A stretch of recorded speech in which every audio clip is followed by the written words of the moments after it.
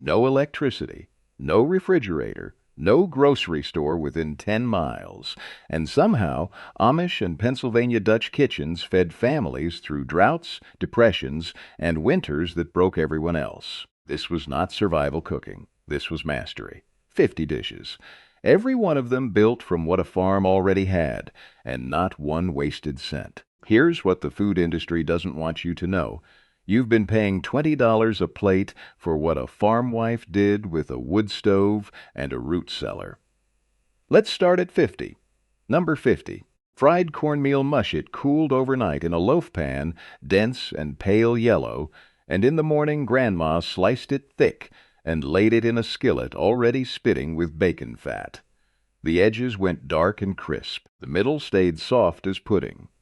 In Lancaster County in the 1930s, a pound of cornmeal cost 3 cents, and that pound covered breakfast, lunch, and dinner for a family of 5. Grandma just called it mush. She was right. Everything she knew was right. Number 49, red beet eggs. Hard-boiled eggs sitting in a jar the color of dried blood, the vinegar and beet juice working into the white until it turned a deep magenta clear through to the yolk. Amish and Mennonite kitchens across Pennsylvania and Ohio kept jars of these on the cellar shelf through the 1930s and into the 1950s. No icebox required. This was not a pickled egg. This was 2 weeks of protein that never needed cold storage. Number 48. Cabbage rolls. A cup of ground pork stretched into a dozen bundles, wrapped in blanched cabbage leaves, and simmered in tomato broth until the leaves went translucent. Mennonite communities in Ohio and Pennsylvania built entire Sunday dinners around a quarter pound of meat this way. That is not a shortage recipe. That is arithmetic done by someone who refused to let a family go hungry. Number 47. Pickled red cabbage, shredded fine, packed into crocks with vinegar and a little sugar, it turned a color so deep purple it looked like something from a stained glass window. Pennsylvania Dutch cellars in the 1930s lined their shelves with jars like this. A whole harvest of cabbage preserved in a single afternoon, ready for 6 months of Sunday tables. Number 46. Bean soup with ham bone, one leftover bone, picked nearly clean, simmered for hours with dried beans until the marrow gave up everything it had left. Rural Pennsylvania and Ohio kitchens fed 6 people from this pot for under 20 cents in the Depression years. Nothing wasted. Not the bone, not the fat, not one bean. Number 45. Watermelon rind. Pickles the pale green outer layer. Everyone else scraped straight into the slop bucket for the hogs, trimmed instead into neat cubes, brined in vinegar and spice, and turned into something crisp, sweet, and almost translucent by the time it finished. Lancaster County kitchens in the 1930s and 40s wasted nothing off that melon. Not the flesh, not the seed saved for next year's planting, and certainly not the rind, which most modern cooks would never think twice about throwing away. The process took what would otherwise be pure garbage and, with nothing more than sugar, vinegar, and a few whole spices, turned it into a tangy, crunchy pickle that could sit on a pantry shelf for months. A single watermelon in the 1930s, already a treat on its own, effectively gave a family 2 separate foods for the price of one, the sweet flesh eaten fresh and the rind preserved for winter. That is not frugality in the small, apologetic sense the word gets used today. That is a flat refusal to let anything edible leave that kitchen as trash, applied with the same seriousness to a fruit rind as it was to a hog bone or a chicken carcass. Nothing on that farm was ever truly finished being useful until every last piece of it had been considered. Number 44.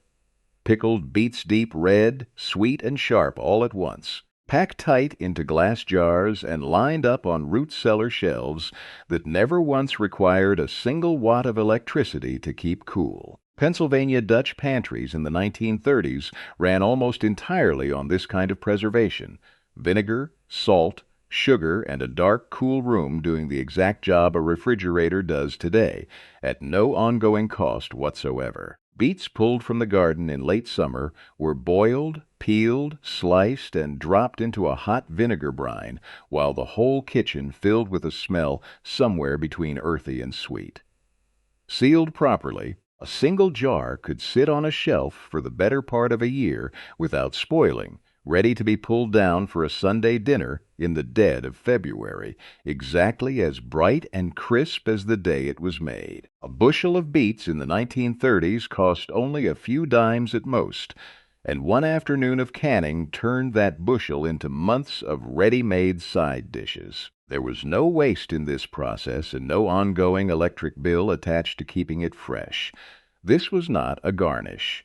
This was an entire winter's produce, preserved by hand, using knowledge that predates refrigeration by generations and still works exactly as well today as it did then. Number 43.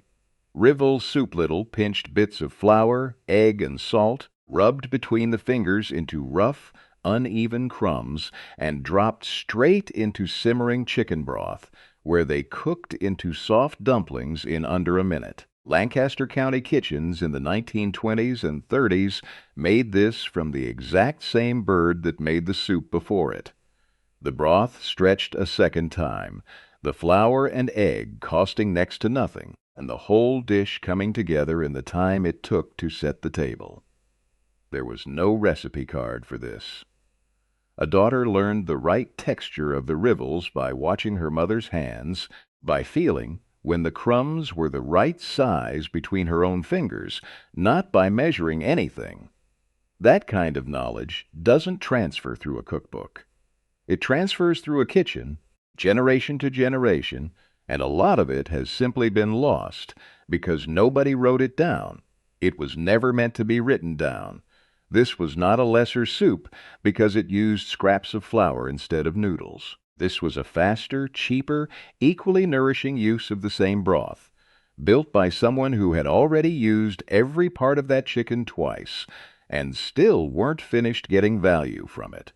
Number 42. Egg noodles, just flour and eggs, worked into a stiff dough, rolled thin across a floured table until you could almost see through it, then folded and sliced into ribbons with a sharp knife. Amish farmhouses across a dozen states did this every single week from the 1930s clear into the 1950s, draping the fresh-cut strands over the backs of kitchen chairs and clean broom handles to dry in the open air. No box, no preservative, no machine touched any part of the process.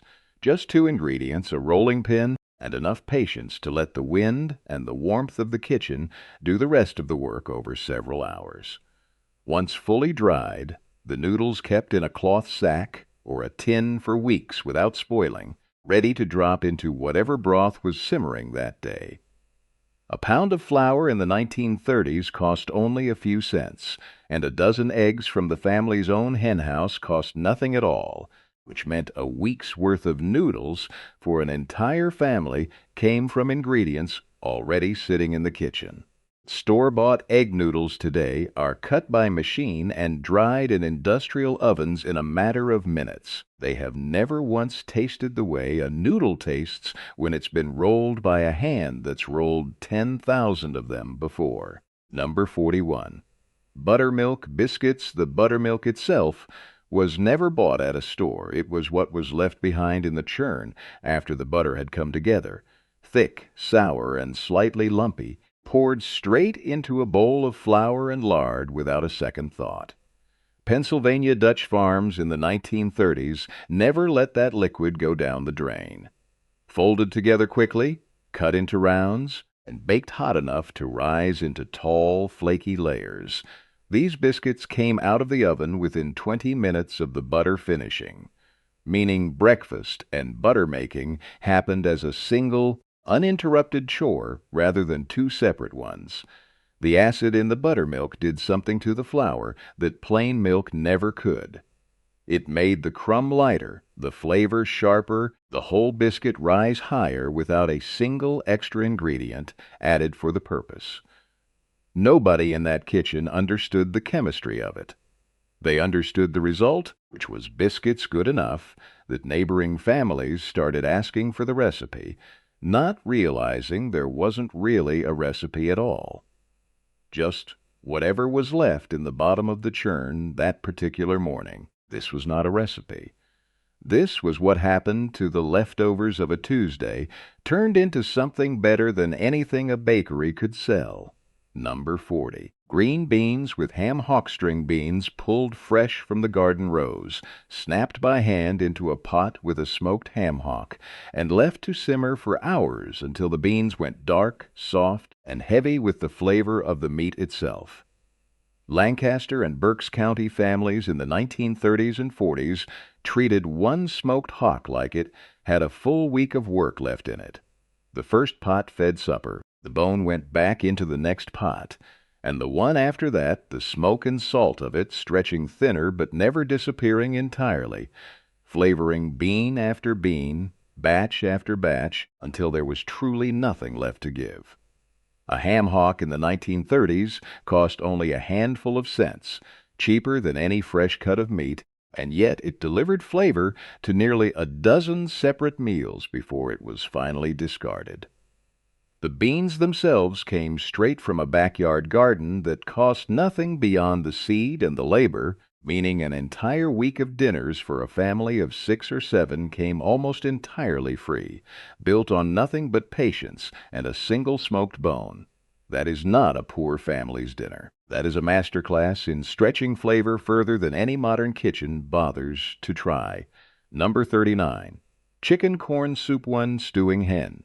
Too old and too tough for roasting. Dropped whole into a pot of water and simmered for hours until the meat surrendered off the bone and the broth turned rich, gold, and thick enough to coat a spoon. Pennsylvania Dutch country in the 1930s treated that single bird like it owed the family 3 separate meals, and it always paid up.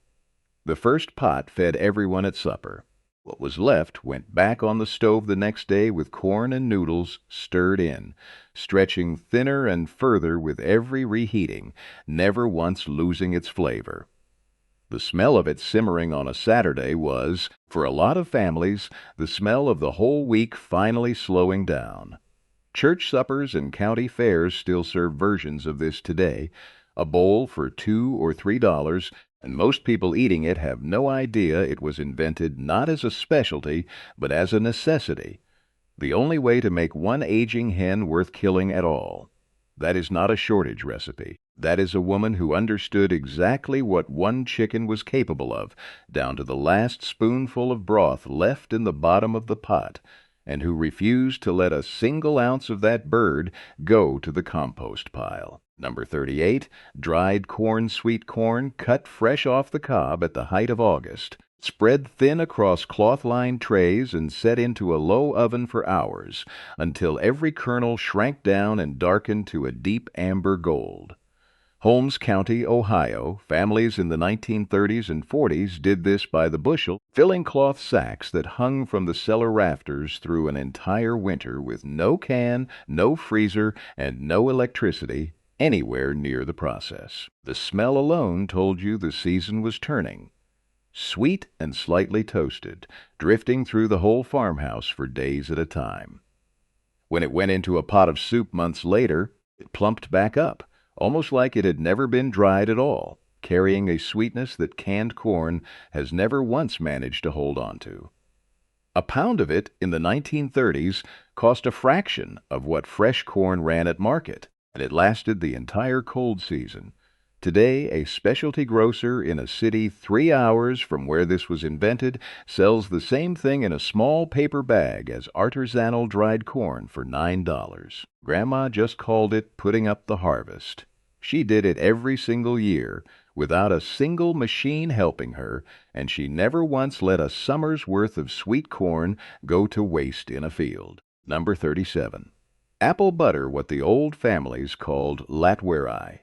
A copper kettle set over an open fire in the yard, filled with bushels of apples and cider, and stirred continuously for 6, 8, sometimes 10 hours straight by whoever's arm hadn't given out yet, until the fruit broke down into something dark, thick, and sweet enough to spread on bread for an entire winter without a single spoonful of added preservative. Pennsylvania Dutch country turned this into a community event from the 1900s clear through the 1940s. Neighbors gathering with their own apples, taking shifts at the long wooden paddle because no single person could stir a kettle that size for that many hours alone. Children ran errands between the fire and the farmhouse. Older women told stories while they worked. By the time the batch was finished, deep into the evening, the entire yard smelled like cinnamon and caramelized fruit, and every family walked home with jars enough to last until the apples came in again the following fall.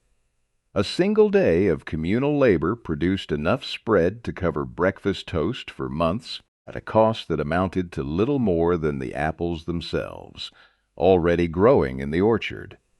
This was not a recipe passed down in a book. This was a whole neighborhood's labor, poured into jars and shared. Number 36. Chow chow whatever remained in the garden at the very end of the season. The last stray beans, a few ears of corn too small to bother selling, a head of cauliflower, a handful of green tomatoes that would never ripen before frost, all chopped together and packed into a single jar of vinegar brine. Pennsylvania Dutch country in the 1930s turned the tail end of every growing season into a full pantry of color instead of a compost heap. Every vegetable that had struggled through a dry summer, every plant that hadn't quite made it to full size, found a place in this jar rather than being tilled back into the dirt. The result was different every single year, depending entirely on what the garden had left to give, which meant no two families' chow-chow ever tasted exactly alike, and no 2 years from the same family tasted alike either. It became a kind of edible calendar. Pull a jar down in January, and you could remember exactly what that particular growing season had been like. This was not leftovers in the diminished, apologetic sense of the word.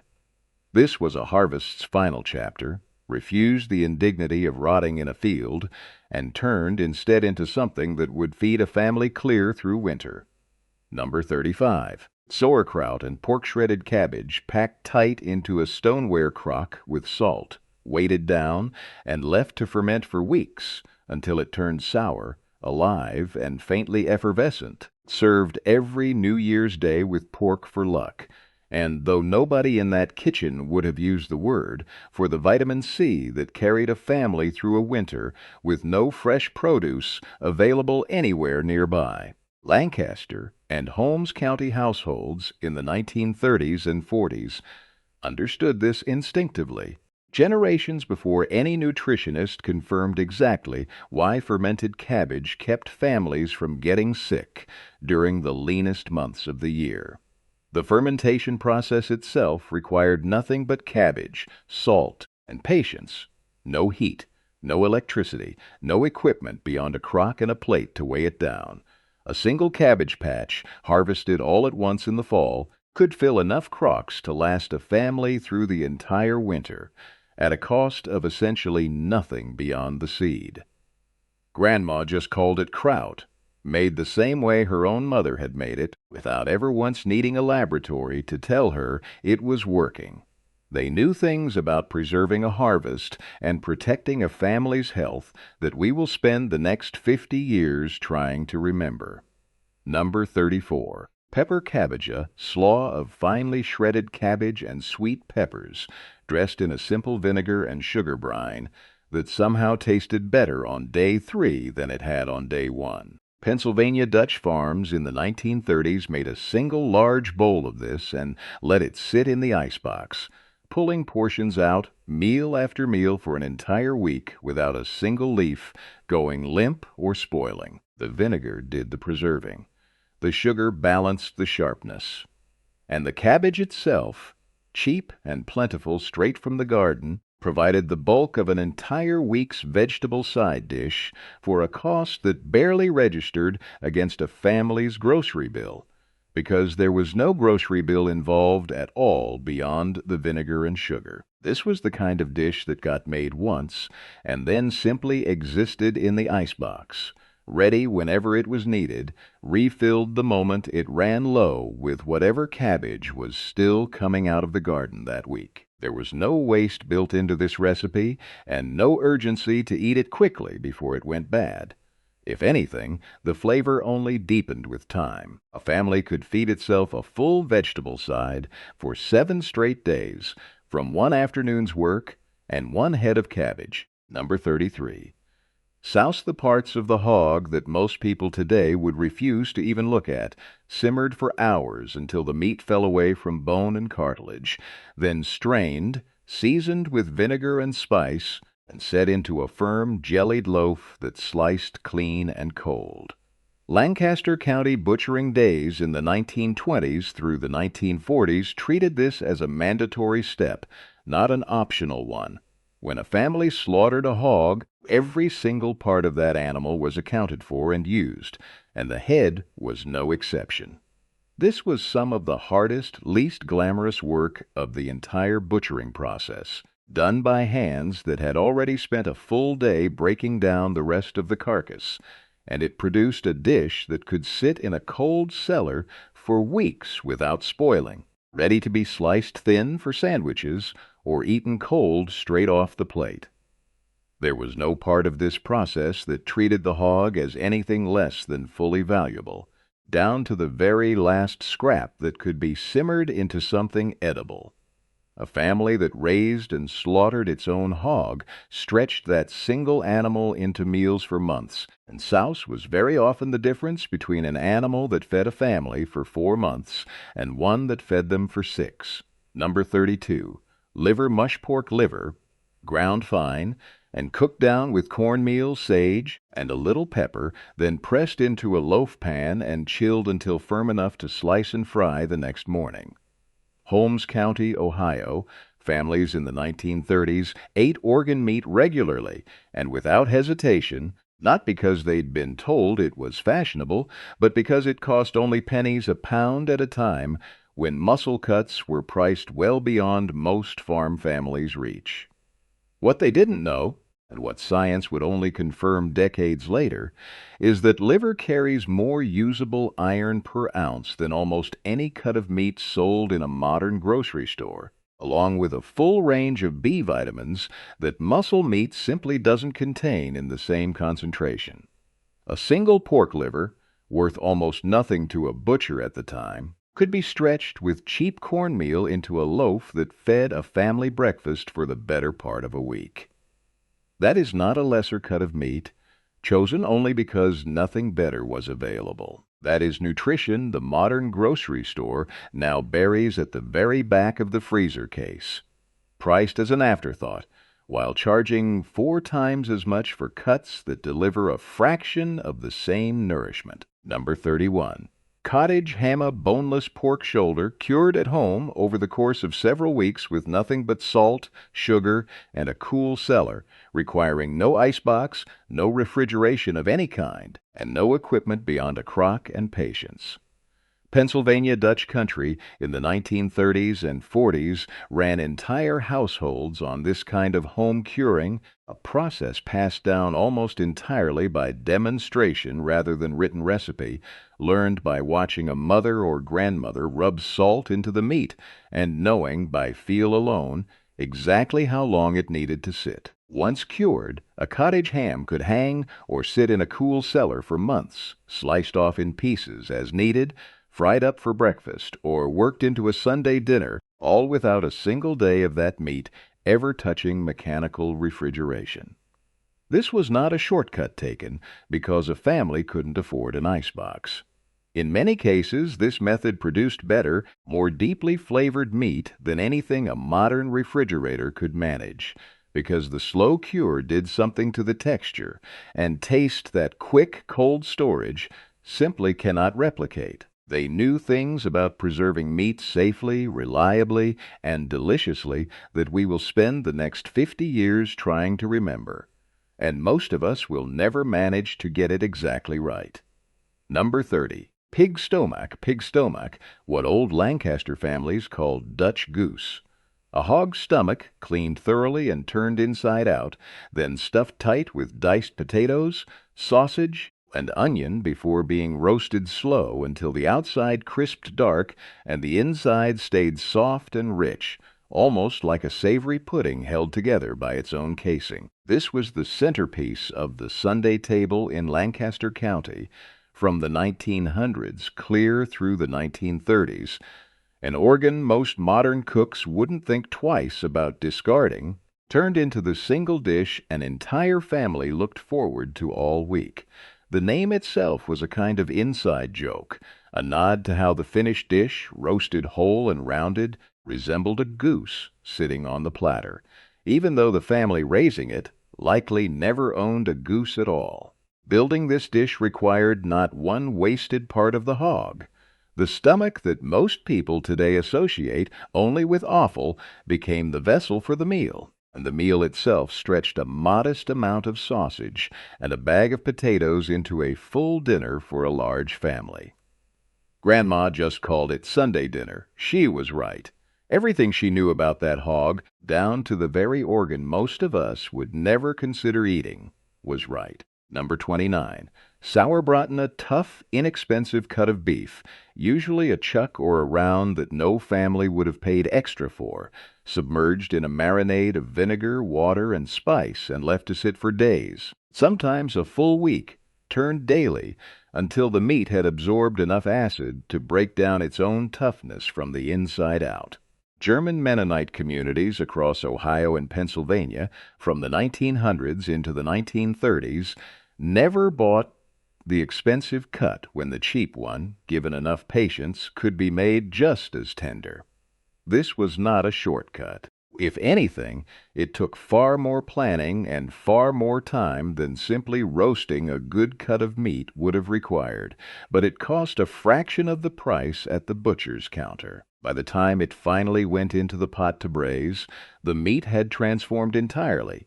Dark, deeply flavored, tender enough to shred with a fork, carrying none of the toughness that had made it cheap in the first place. The marinade itself, made from little more than pantry vinegar and a handful of whole spices, cost almost nothing and could be reused for the next batch. A family willing to plan a week ahead ate like royalty on a cut of meat. The butcher was practically giving away number 28, shoofly pie molasses, flour, and brown sugar mixed into a dense, crumbly-topped filling that needed no eggs and no milk at all, which meant it needed no refrigeration in a summer, with no icebox and no reliable way to keep dairy from turning. Lancaster and Berks County families in the 1920s and 30s built an entire dessert tradition around this fact, and the pie sat happily on a windowsill or a pantry shelf for days without a single concern about spoiling. Molasses itself was the cheapest sweetener available at the time, far less expensive than refined white sugar, and a single jar could sweeten pie after pie for weeks. Some versions were baked wet in the middle, almost like a gooey cake under a crumb topping, while others baked drier and denser, closer to a spice cake in a crust. The version depended entirely on which household you were sitting in and whose grandmother had taught whom. This was not poor food, and it was never treated as a lesser dessert by the families who made it. This was a pie engineered, whether anyone thought of it that way or not, specifically to survive without refrigeration. Today, a bakery in that same county charges $8 a slice for what once cost a family only a few pennies worth of molasses to make an entire pie. Number 27. Snitz pie-apples dried in thin slices every fall, called snitz in the old Pennsylvania Dutch dialect, strung on thread or spread on screens until they shriveled and darkened, then stored in cloth sacks, ready to be soaked back to softness whenever a pie was needed, even in the dead of January. Amish settlements in Ohio and Pennsylvania in the 1930s relied on this method entirely because fresh apples simply didn't exist 5 months after harvest, and no family had the means to keep them cold and fresh that long regardless. Soaked overnight in water, the dried slices plumped back up into something remarkably close to fresh fruit, carrying a slightly deeper, more concentrated apple flavor than the original fruit ever had.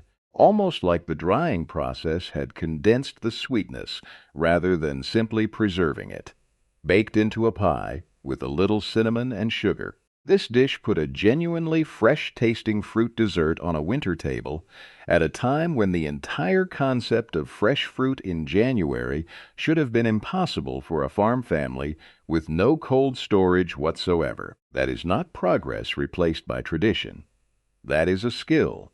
Drying, storing, and reconstituting fruit for year-round use that the modern supermarket, with its imported produce flown in from other hemispheres, made us forget we ever needed to learn. Number 26. Funeral pie, made almost entirely from raisins, which, unlike fresh fruit, never needed refrigeration and sat ready in the pantry all year, waiting for the moment they'd be needed most. Amish and Mennonite communities across the country baked this the instant word came of a death in a neighboring family because a raisin pie could be assembled and baked within an hour using ingredients that were always, without exception, already in the house. No one had to run to a market. No one had to wait for a fruit to be in season.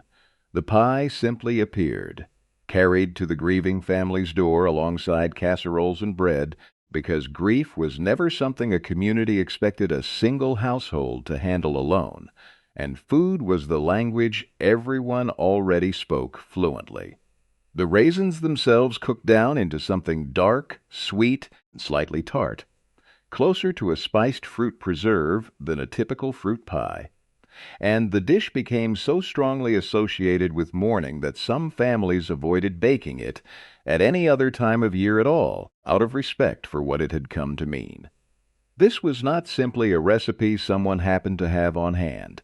This was community, engineered directly into a pie crust, built to show up exactly when it was needed most and never a moment late. Number 25.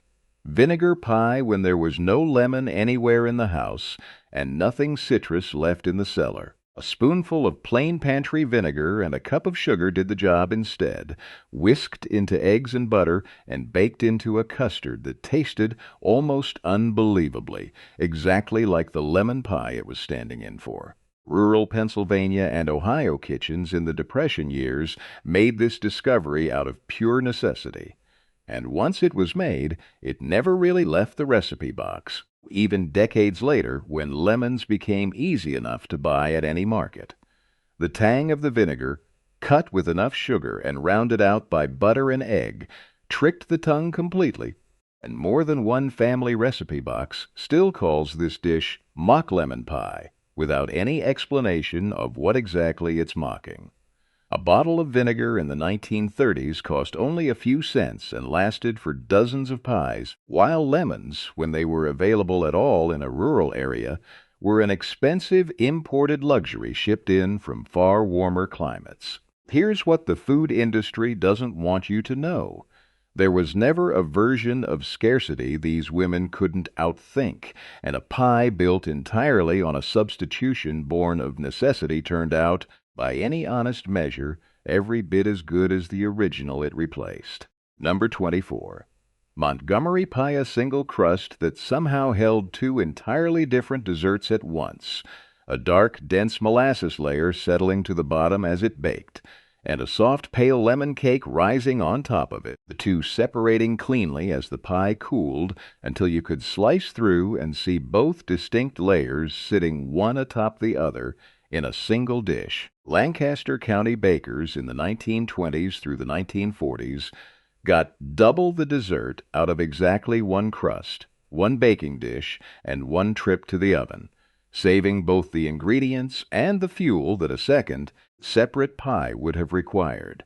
Nobody is entirely certain today why the two batters separate the way they do rather than simply blending together in the oven. But generations of Pennsylvania Dutch bakers understood the technique well enough to rely on it without ever needing a scientific explanation for why it worked. The result gave a family the impression of having been served two different desserts at the same meal, when in reality the entire thing had come from one bowl of batter split carefully in two and poured into a single crust.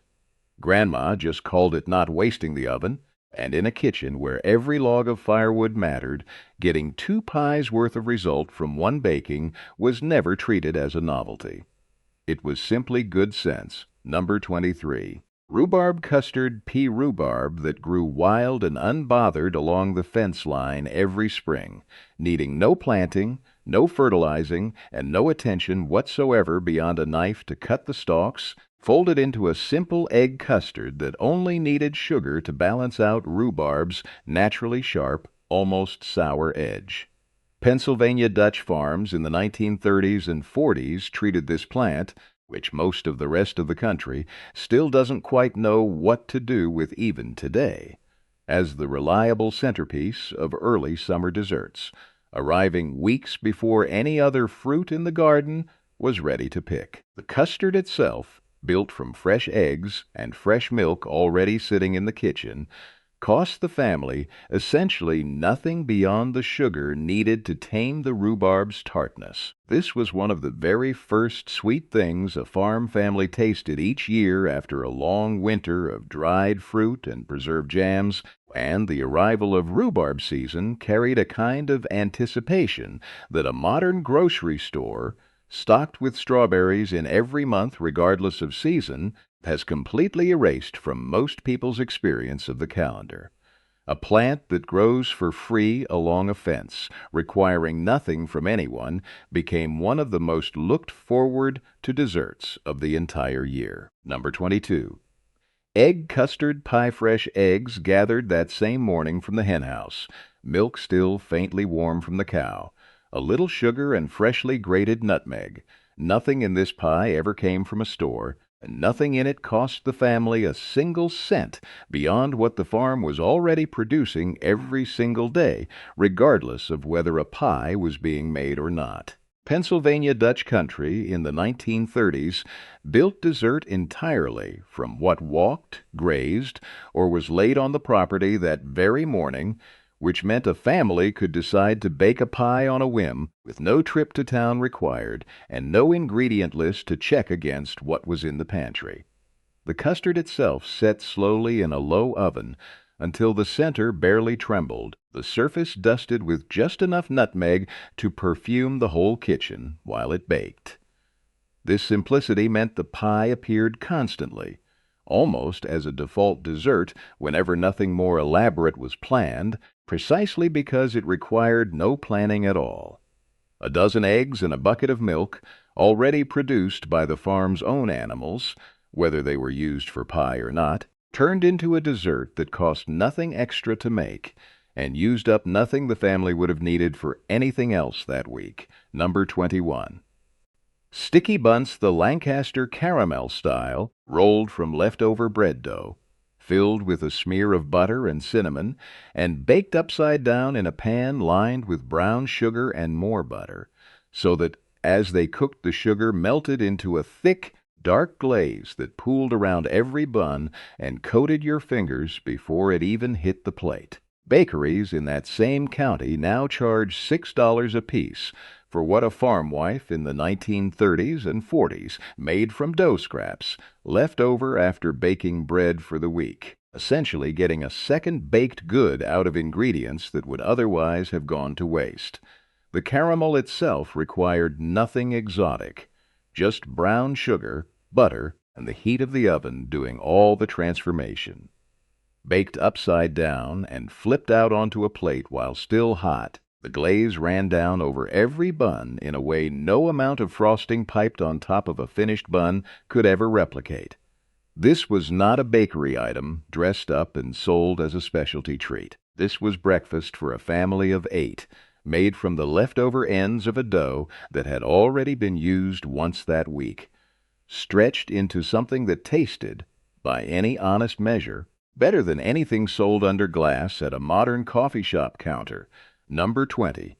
Whoopie pies 2 soft cake-like rounds, dark from cocoa and tenderized by buttermilk, sandwiched around a filling thick enough to hold its shape through a morning in a metal lunch pail without melting or squeezing out the sides. Pennsylvania Dutch and Amish communities from Pennsylvania all the way to Maine baked these in the 1920s and 30s as a midday treat for farmhands and children alike, wrapped in wax paper and tucked in beside a sandwich for whatever work was ahead that day. The cake portion used ingredients already common in any farm kitchen: cocoa, buttermilk, a little baking soda, and the filling, whether made from a boiled frosting or a simple sweetened lard base depending on the household, cost only pennies to make in a batch large enough for a dozen pies at once. Some families say the name came from children shouting, "Whoopee!" the moment they were handed one in their lunch. Whether or not that story is entirely true, the treat itself became one of the defining desserts of the region, made in bulk on baking day and stretched across an entire week of lunches. Today, a bakery sells a single one, individually wrapped, for $5, a price that would have covered an entire batch large enough to feed a whole family for a week back when the recipe was first invented out of nothing more than kitchen staples. Number 19. Fastnacht's fried dough, made the day before Lent officially began, using up every last bit of lard, sugar, and eggs still sitting in the pantry before 6 weeks of fasting made those ingredients off limits entirely. Pennsylvania Dutch country baked these every single year from the 1900s through the 1940s, not out of pure indulgence, but because nothing in that pantry could be allowed to sit unused, or worse, spoil, during a fast that would keep the family from cooking with fat and sugar for over a month straight. The dough itself was simple: flour, potato, yeast, a little sugar, but the frying required real skill, watched carefully so the dough cooked through without burning the outside, a technique passed down entirely through repetition rather than any written instruction. Neighbors traded batches back and forth on Fastnacht Day, and the smell of hot lard and frying dough hung over entire farming communities for the better part of an afternoon, as household after household worked through their remaining stores. This was not simply a treat before deprivation. This was practical, careful use of ingredients that would have gone to waste otherwise, turned into a celebration, precisely because the alternative was letting good food spoil while everyone waited out the fast that followed. Number 18. Pawnhouse cornmeal cooked low and slow directly in the broth left over from boiling a hog, thickening for hours until it turned into something between a porridge and a firm pudding. Then poured into loaf pans, cooled, sliced thick, and fried the next morning until the edges went dark and crackled against the pan. Rural Pennsylvania kitchens in the 1930s and 40s built this entirely from the water a hog had been boiled in during butchering. Broth that most modern kitchens, if they even had a hog to boil at all, would pour straight down the drain without a second thought.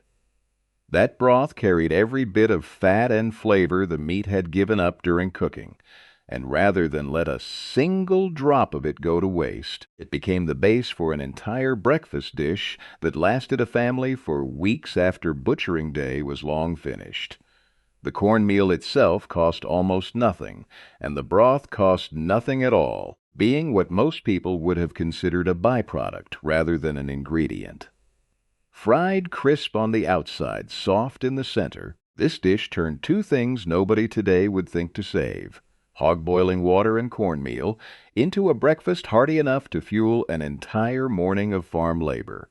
Number 17. Scrapple pork scraps, the trim, the organ pieces, whatever remained after the better cuts had been set aside, simmered down and combined with cornmeal and spice, then pressed into a firm loaf, chilled, sliced thin, and fried until the outside went dark and crisp while the inside stayed soft. Lancaster County families in the 1930s and 40s made this from the parts of the hog that had genuinely no other use, parts that a modern butcher shop would simply discard entirely rather than try to sell. What resulted was a breakfast meat that stretched the least valuable parts of an entire animal into weeks of meals, sliced off the loaf a little at a time as needed. The cornmeal bound everything together and stretched the meat further, meaning even a small amount of pork scrap could produce a loaf large enough to feed a family breakfast for days. Today it's sold in upscale Philadelphia restaurants, cut into elegant slices, and served as artisanal pork terrine for $12 a plate, plated with a garnish that costs more than the original ingredients combined. That is not reinvention, and it is not culinary innovation. That is a farm wife's leftovers, the parts of the hog nobody else wanted, given a new name in a different language and sold back to us at a markup nobody in that original kitchen could have imagined.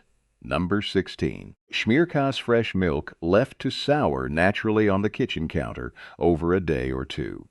Then gently heated and drained through cheesecloth until the solids separated out into something soft, tangy, and slightly grainy, spreadable straight onto warm bread. Lancaster County and Holmes County, Ohio, dairy families in the 1930s and 40s made this constantly, almost as a byproduct of simply having more milk on hand some weeks than the family could drink before it turned.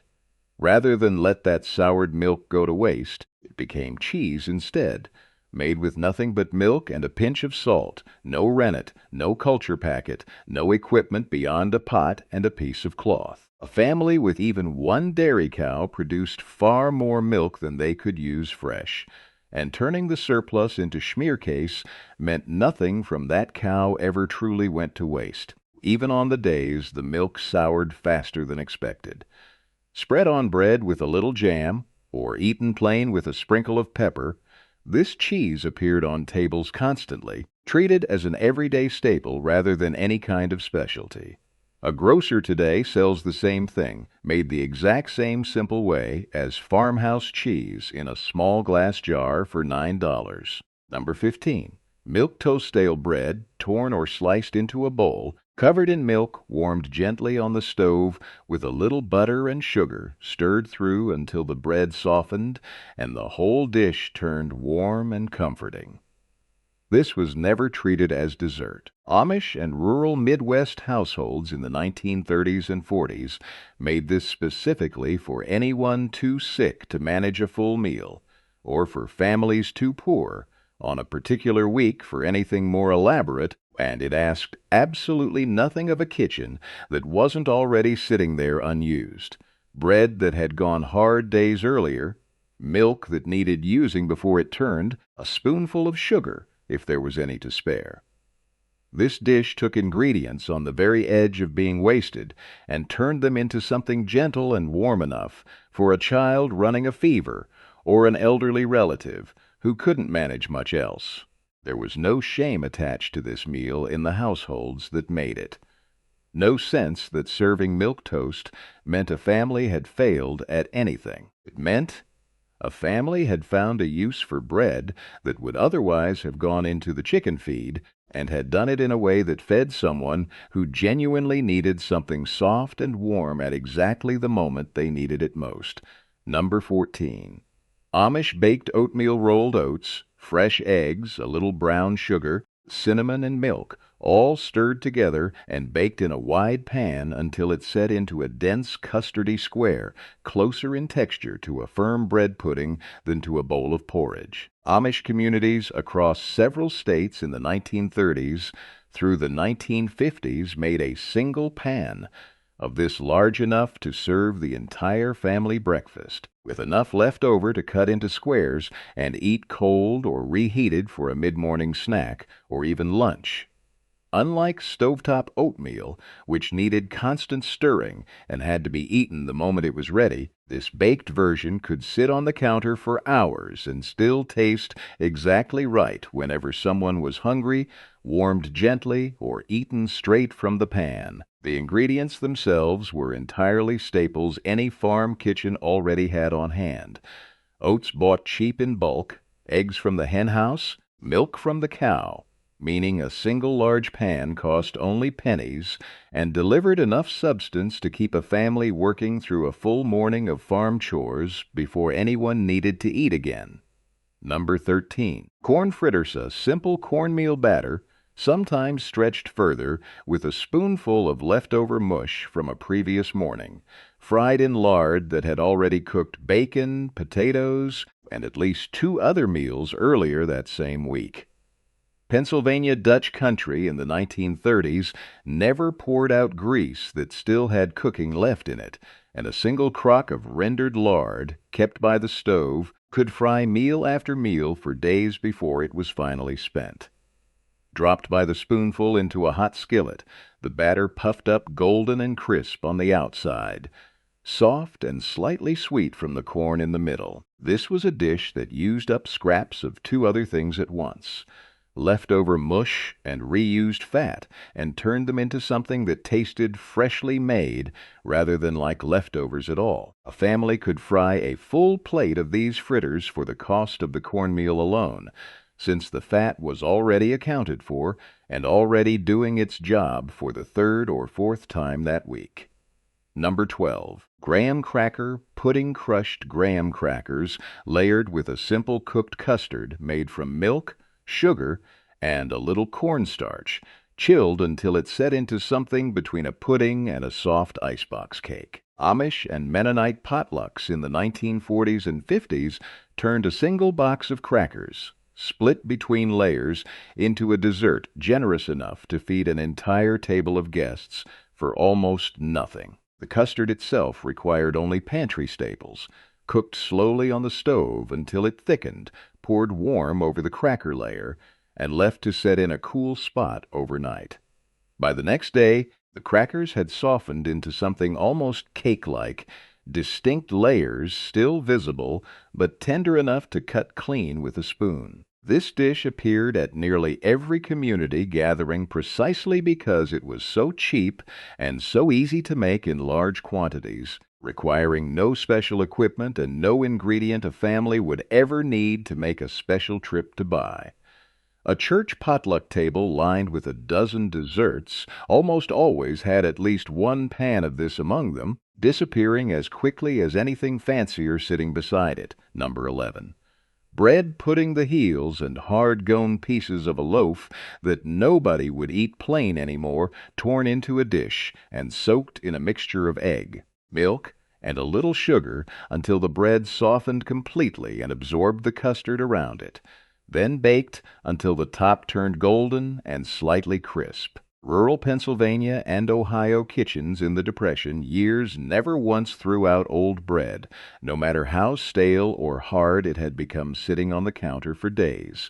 Instead, it became the base for one of the most reliable desserts in the entire household rotation, needing nothing more than eggs and milk already on hand, and whatever dried fruit or spice happened to be available that week. A loaf that had gone too hard to eat any other way transformed completely once it soaked up the custard, coming out of the oven soft, rich, and barely resembling the stale bread it had started as only an hour earlier. This was one of the clearest examples in the entire Pennsylvania Dutch kitchen of turning something on the very edge of being wasted into something a family genuinely looked forward to eating, made from ingredients that had already been paid for days or even weeks earlier. Number 10. Apple dumplings, a whole apple, cored clean through the center and wrapped completely in a blanket of pie dough, sealed at the seams and baked until the fruit inside went soft and the crust turned golden and slightly crisp around every curve of the apple. Pennsylvania Dutch farms in the 1930s and 40s got fruit and dessert in a single bite this way, using nothing more than 1 apple pulled straight from the orchard and a scrap of leftover pie crust that would otherwise have been discarded after a different dessert was made. The center of the apple, once cored, was often filled with a little butter, cinnamon, and a spoonful of sugar, which melted down through the fruit as it baked and pooled at the bottom of the dish into a light syrup, spooned back over the dumpling once it was served. A single apple, worth almost nothing on a farm that grew dozens of trees full of them, became an individual dessert, elegant enough to serve to guests, requiring only a small piece of dough that a less careful cook would have thrown away entirely. This was not a complicated pastry demanding rare skill. This was a farm kitchen's way of making one piece of fruit feel like a genuine occasion.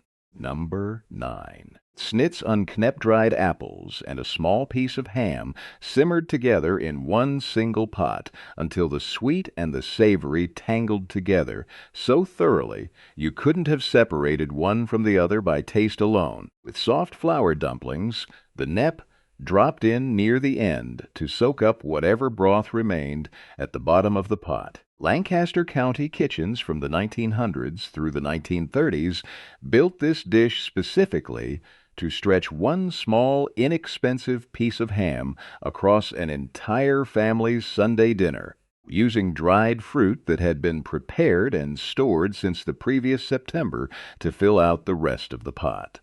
The apples, rehydrating slowly as they cooked alongside the ham, took on a faint smokiness from the meat, while the ham itself picked up a subtle sweetness from the fruit surrounding it, the two ingredients essentially cooking each other into something better than either would have been alone.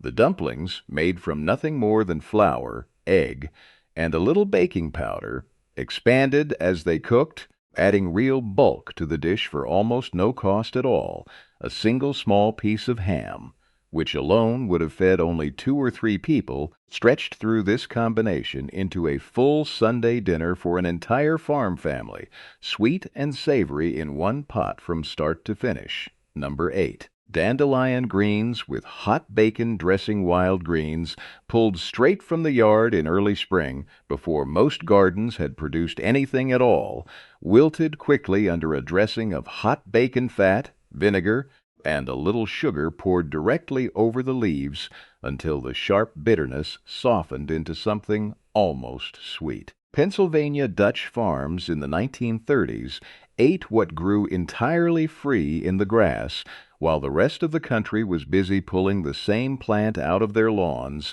and calling it a weed to be eliminated. This was the first fresh green vegetable most farm families tasted each year, arriving weeks before lettuce or spinach had come up in the garden, and it cost nothing whatsoever beyond the labor of picking it. Here's what the food industry doesn't want you to know. Dandelion greens carry more usable calcium per serving than a full glass of milk, along with substantial vitamin A and iron, and it took a laboratory decades to formally confirm what a farm wife already understood simply from standing in her own yard every spring and watching her family stay healthy on it. This was not progress replaced by tradition, and it was never treated as a lesser vegetable in that household. It was the most valuable thing growing on the entire property, and it grew there entirely on its own, asking for nothing. Number 7. Ham and bean casserole leftover ham, chopped small, dried beans soaked overnight and simmered until tender, and whatever the garden still had left that week, all baked together in one large dish that could stretch across a church potluck table and feed a crowd for a total cost of pennies per plate. Rural Pennsylvania and Ohio communities in the Depression years built entire fellowship dinners around a single pot like this one, and nobody at the table ever asked or particularly cared whose kitchen it had come from, because the dish itself belonged to the whole community rather than to any one household. A ham bone that had already flavored a soup earlier in the week found one final use here, its last remaining bits of meat picked clean and folded into the beans, ensuring that not one part of the original ham had gone to waste across its entire journey through that kitchen. That is not progress, replaced by convenience food sold in a can. That is a community that showed up for each other every single week without fail, built on a dish that no supermarket casserole aisle, no matter how many options it stocks today, has ever managed to genuinely replace. Number 6. Chicken pot pie, PA Dutch noodle style. Despite the name, this dish contains no pie crust at all. Instead, wide, flat, hand-cut noodles dropped directly into simmering chicken broth, along with potatoes and celery, thickening naturally as they cooked into something closer to a hearty stew than anything most people today would recognize as a pie. Lancaster and Berks County kitchens in the 1930s stretched one single chicken, the same bird that might have already made soup earlier in the week, across a pot large enough to feed the entire table twice over, once for supper and once more the following day. The noodles themselves, cut thick and hearty by hand, absorbed the broth as they cooked, releasing their own starch back into the pot until the whole dish thickened into something rich and filling without a single extra ingredient added for the purpose. This was not poor food, made only because nothing better was available.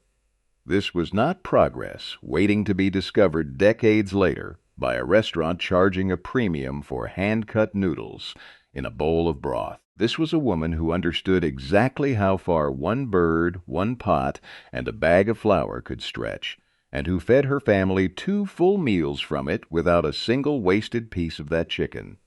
Number 5. Bird's nest pie-hole apples, cored and stood upright in a baking dish, wrapped and surrounded by strips of pie dough woven loosely over the top like the sticks of a nest, then baked until the fruit inside went soft and the dough turned golden and crisp around every gap.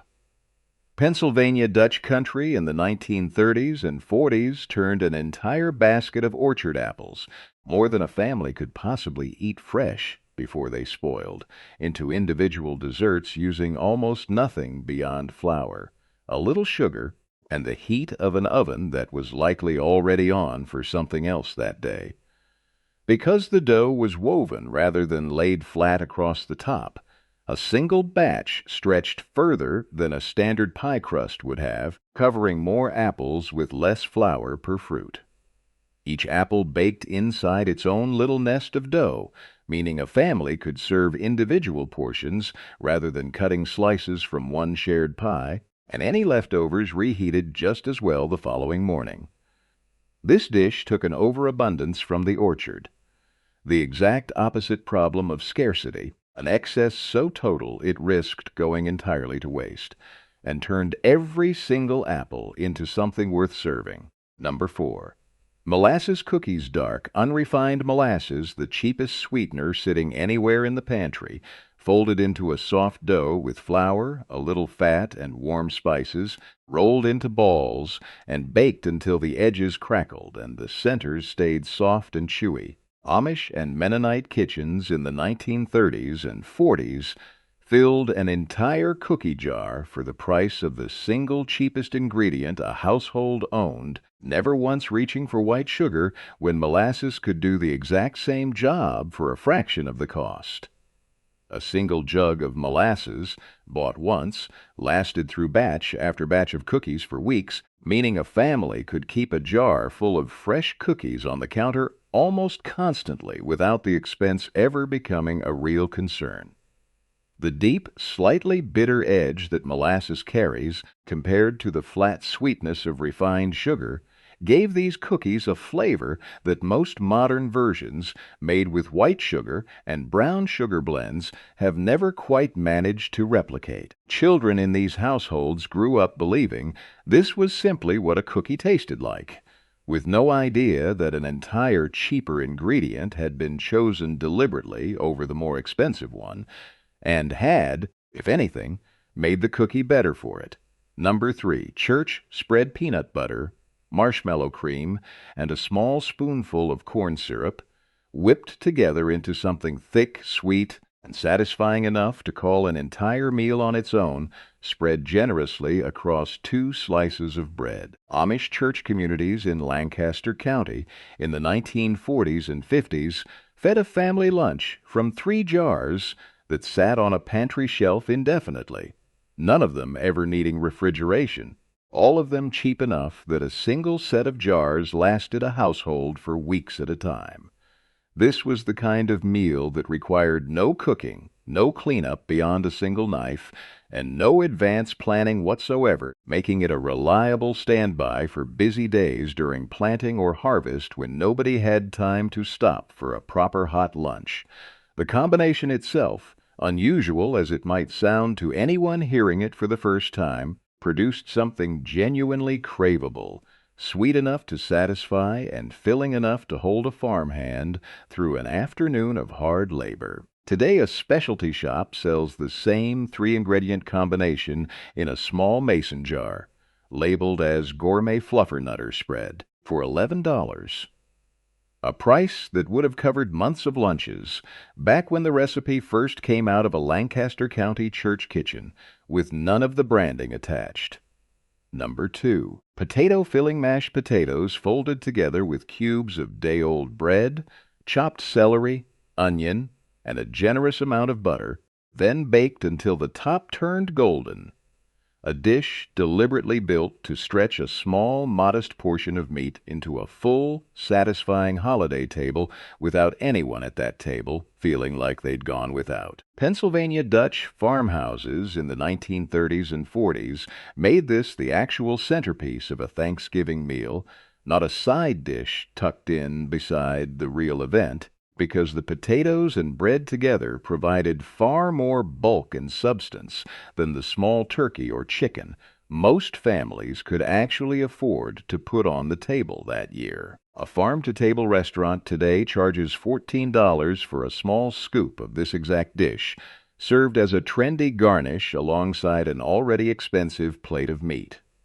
That is not progress, and it is not a chef's clever reinvention of a forgotten classic. That is a farm wife's actual main course, the dish her family depended on to fill their plates and their stomachs, demoted quietly to a side item and priced as though the idea had always belonged to someone else. Grandma just called it filling. She was right. Everything she knew about stretching a holiday table was right. Number 1. Amish Friendship Bread. Sourdough Starter Amish Friendship Bread. Built on a sourdough starter passed hand to hand between neighbors for generations, sometimes traveling through a dozen different kitchens before anyone could trace exactly where it had first begun. Flour, water, and wild yeast, kept alive in a jar on the counter, fed every few days with a little more flour and sugar, and split apart regularly to give a portion away to whoever in the community needed a start of their own. A new bride setting up her first kitchen, a family who'd lost their own starter to neglect or illness, a neighbor simply moving into the area for the first time. Amish and Mennonite kitchens carried this exact practice from the 1800s straight through the 1930s and 40s and on into the 1950s and well beyond, a tradition that never really depended on any single family or any single jar surviving forever, because the whole point was that it never needed to.